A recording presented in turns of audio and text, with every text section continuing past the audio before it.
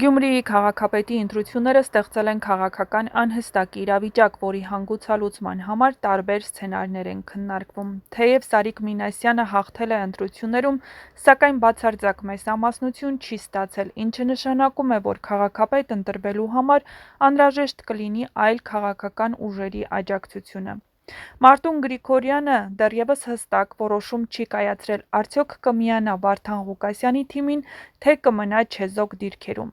Նրա լռությունը տարբեր քաղաքական ենթադրությունների առիթ է տվել։ Եթե նա միանա Վարդան Ղուկասյանին, ապա կձևավորվի մեծամասնություն և Գյումրիում քաղաքացիական պայմանագիրը թեկնածու չի ունենա։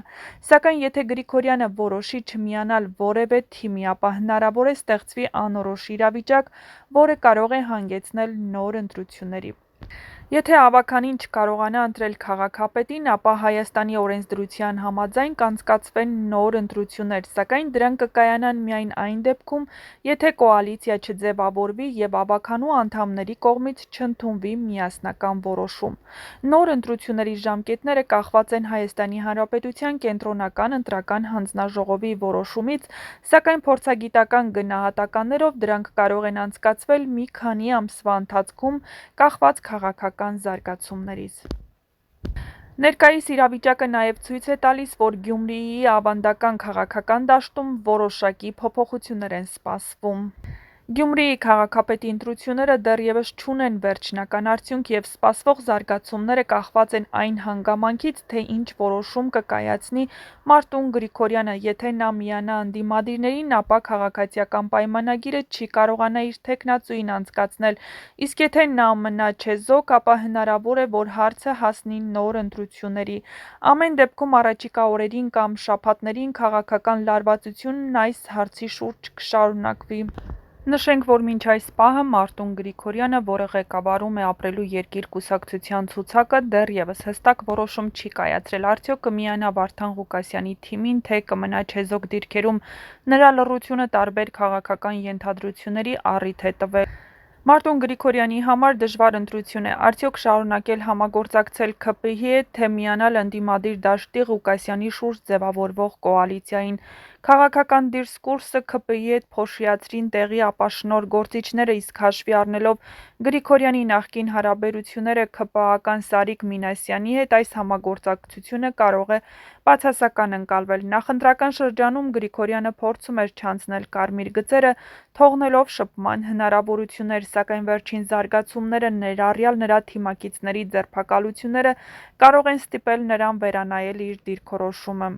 Մամուլում շրջանառվող լուրերը, որ ՔՊ-ն պատրաստ է Գրիգորյանին քաղաքապետ ընտրել, թեև պաշտոնապես չեն հաստատվել, սակայն քաղաքական քննարկումների թեմա են դարձել։ Նրա հայտարարությունը, թե ՔՊ-ն քաղաքապետ չի ունենալու, կարող է նաև նշանակել, որ ինքը կմերժի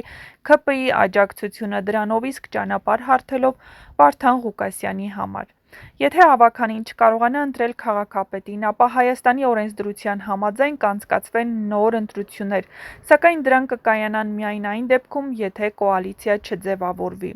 Մարտուն Գրիգորյանը լուրջ մտածելու տեղ ունի։ Եթե մերժի քաղաքապետի պաշտոնը, կփոշիացնի իր ձայները և հնարավորություն կտա Ղուկասյանին ընտրվել։ Մյուս կողմից ՔՊԻ-ի հետ համագործակցությունն արդեն իսկ կասկածելի է դարձել իր թիմակիցների դեմ ձեռնարկված քայլերից հետո։ Նա կանգնած է դժվար ընտրության առջև՝ կամ դառնալ քաղաքապետ և ստանալ վարչական ռեսուրսների վերահսկողություն Ազգային ժողովի ընտրություններից առաջ, կամ հեռու մնալ իշխանությունից՝ իր քաղաքական թիմին տանելով անկանխատեսելի ապագայի։ Չնայած այս ողջ ինտրիգին, Գրիգորյանը շատ լավ հասկանում է, որ սոցցանցի ակտիվ հետևորդներից, քաղաքապետի մրցակից թեկնածուներից, քաղաքական համախոհներից ու հակառակորդներից և էլի շատ-շատերից առաջ նա նախ և առաջ կրում է պատասխանատվություն իր սեփական ընտրողի առջև։ Ահա այստեղ է ամբողջ խնդիրը։ Գրիգորյանից քաղաքական շրջահայացություն պահանջող քաղաքական ուժերը, գործիչներն անգամ չեն պատկերացնում, թե համապետական մակարդակով իրենց լուծումներն ինչ ընկալում ունեն